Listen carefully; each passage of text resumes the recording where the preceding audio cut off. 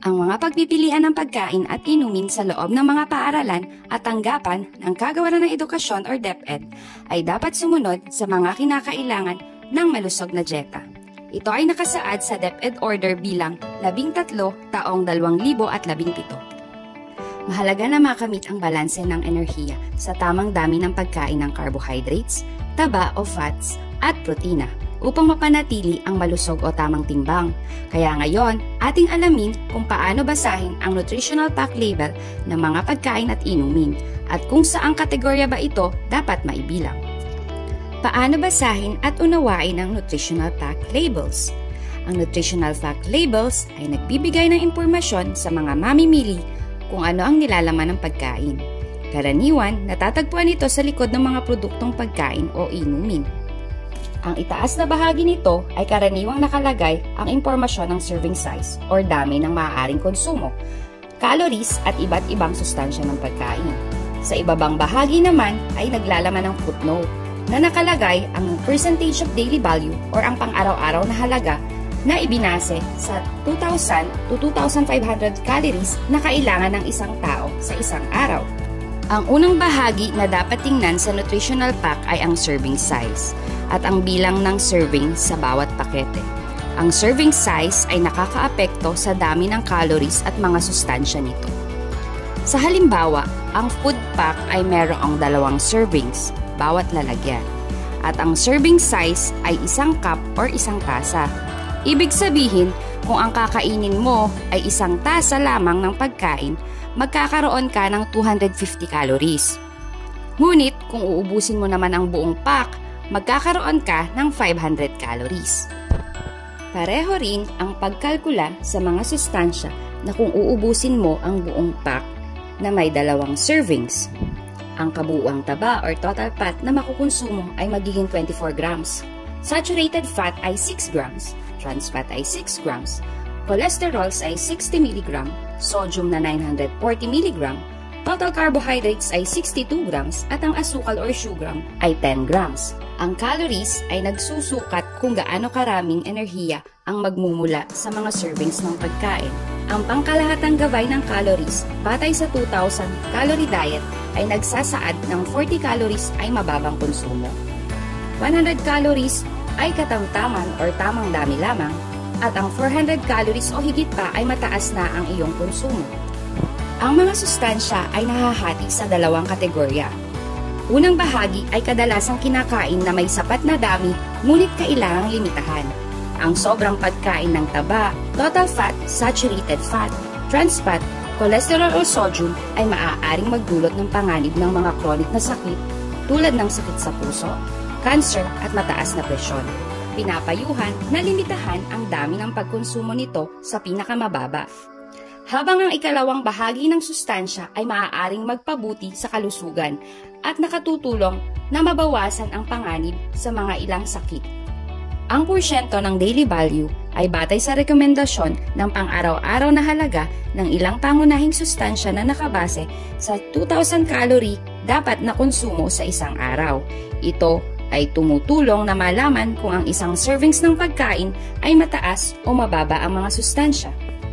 Upang mas maunawaan ang paggamit ng porsyento ng daily value, tingnan natin at ikumpara ang nutritional pack ng 2 produkto. Alin sa dalawa ang masustansyang pagkain? Ang 2 produkto ay may parehong serving size. Ang unang produkto ay may 110 calories, habang ang ikalawa ay may 120 calories. Tingnan natin ang porsyento ng daily value. Ang unang produkto ay may 16 grams na sugar or asukal, 1 grams na fiber at 2 grams na protina. Samantalang, ang ikalawang produkto ay may 7 grams na sugar or asukal, 3 grams na fiber at 10 grams na protina. Kahit na mas mababa ang calories ng unang produkto, mas masustansya ang ikalawang produkto batay sa percentage ng daily value. Mayroon itong 5 times na mas maraming protina na nakatutulong sa pagpapalakas ng kalamnan, 3 times na mas marami ang fiber na tumutulong sa panunaw at pagkakaroon ng mahabang pakiramdam ng pagkabusog, at mas kakaunti rin po ang asukal nito.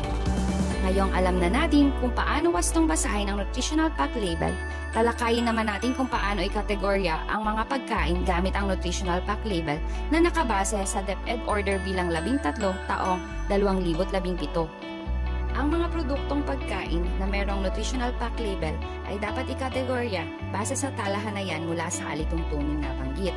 Burden kategorya. Kasama rito ang mga pagkain at inumin na dapat palaging mayroon sa mga kantina ng paaralan. Ang mga batayan para sa pagkategorya ng pagkain at inumin sa burden kategorya ay ang mga sumusunod. Ang saturated fat ay mas mababa sa 3 grams. Katumbas lamang ng kalahating kutsarita ng taba or fats sa bawat servings. Walang trans fat. Ang sugar ay mababa sa 10 grams or katumbas lamang ng 2 kutsarita bawat servings. Ang sodium ay mas mababa sa 120 mg, katumbas ng 300 mg na sukat ng asin sa bawat servings. At naglalaman dapat ito ng maraming at iba't ibang sustansya. Dilaw na kategorya. Ito ang mga pagkain at inumin na dapat ay limitado at sapat lang ang pagkonsumo. Naglalaman ito ng ilang sustansya, ngunit meron din itong mataas na dami ng saturated fats, asukal at sodium. Ito ay maaaring maitinda at kainin ng 1 hanggang 2 beses bawat linggo lamang, Martes at Huwebes, sa maliit na servings at hindi dapat maging madalas makita sa kantina. Ang mga batayan para sa dilaw na kategorya ay ang saturated fat ay nasa 3 to 5 grams, katumbas ng higit sa kalahating kutsarita hanggang sa 1 kutsaritang taba or fats. Walang trans fat.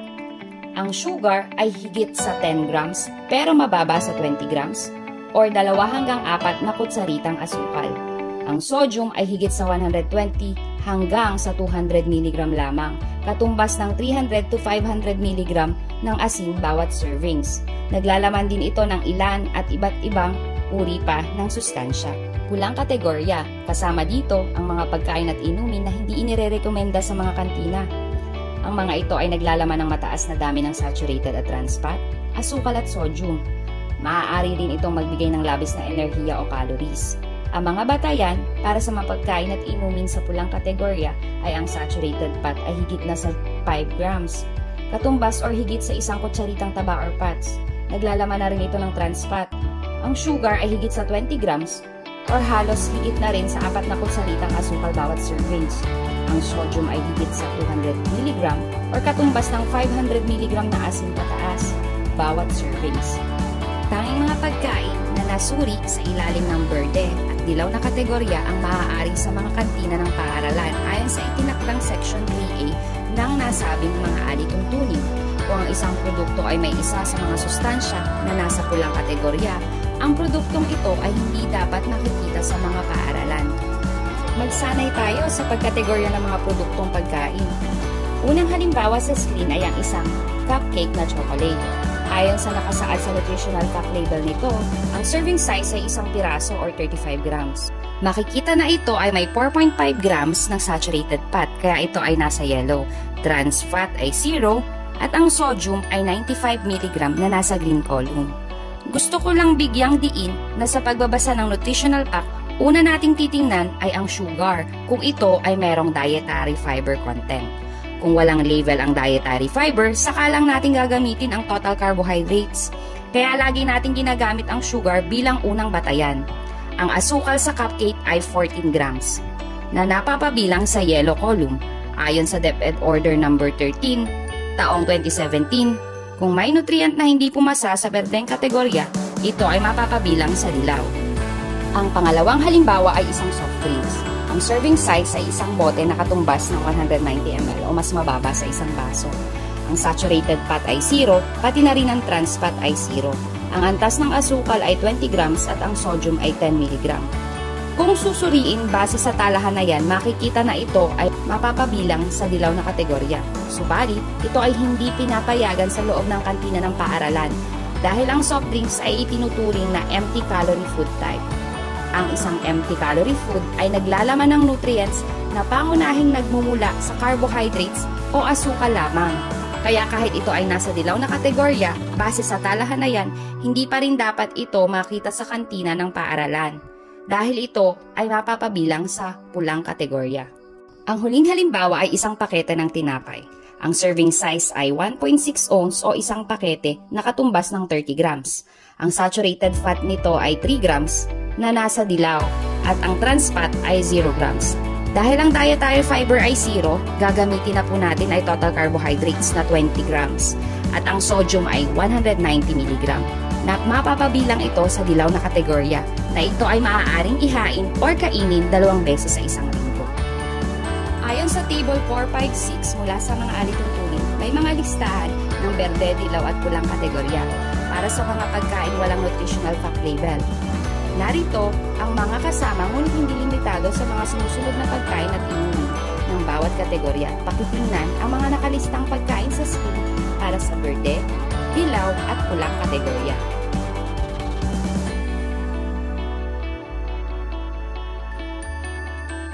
Ayon din sa alituntunin, Section 7, parusa sa paglabag, sino mang tauhan na lalabag sa anumang probisyon ng mga alituntunin ito ay mapapailalim sa administratibong aksyon alinsunod sa DepEd Order bilang 49 taong 2006.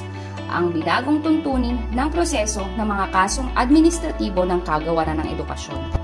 Tandaan po nating lahat na ang mga paaralan ang pinakaangkop na lugar para sa pagpapaunlad ng mga estratehiya at kaalaman upang mapalaganap ang tamang pangangalaga ng kalusugan. Salamat sa inyong pakikinig, naway pagpalain po tayong lahat.